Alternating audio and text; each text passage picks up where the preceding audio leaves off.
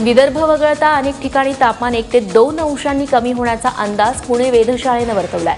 शिवाय ईशान्य भारत आणि दक्षिण भारताचा काही भाग सोडला तर पावसाची शक्यता नाही असाही अंदाज वेधशाळेकडून वर्तवण्यात आलाय। गेल्या 3 दिवसांपासून राज्यातलं तापमान अचानक वाढल्यामुळे दुपारी घराबाहेर पडणं देखील शक्य होत नव्हतं।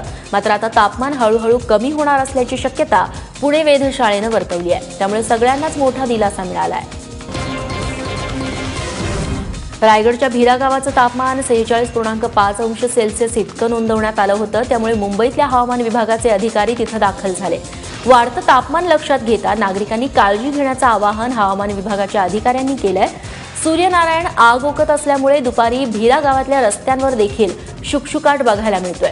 विशेष म्हणजे आत्ताच भीराचं तापमान अचानक वाढलं असं नाहीये, तर या आधी देखील सर्वाधिक तापमानाची नोंद भीरा गावात झाली आहे। एप्रिल 2005 मध्ये भीरा गावात पारा हा तब्बल 49 अंश सेल्सिअसवरती जाऊन पोहोचला होता।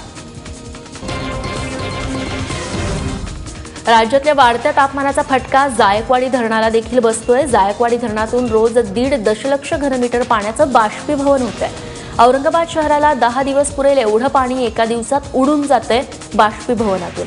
1 जानेवारी ते 25 मार्च या काळामध्ये जायकवाडीतून तब्बल 84.24 दशलक्ष घनमीटर म्हणजेच 2.97 टीएमसी पाण्याचं बाष्पीभवन झालंय। हे बाष्पीभवन गेल्या वर्षीपेक्षा 1.5 पट जास्त आहे। यंदा समाधानकारक पावसामुळे जायकवाडीत पाणीसाठा देखील मुबलक जमा होता। मात्र वाढत्या तापमानामुळे बाष्पीभवनाचं प्रमाण देखील इथं वाढलंय।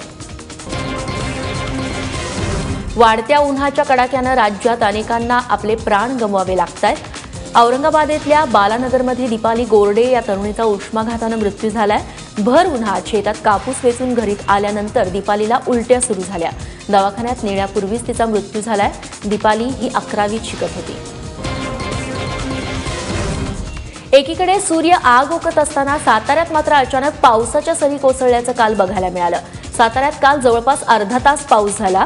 संध्याकाळी आधी वादळी वाऱ्यानं साताऱ्यात हजेरी लावली। त्या मागोमाग अचानक आलेल्या पावसामुळे साताऱ्यातले रस्ते आणि घरं भिजून गेली।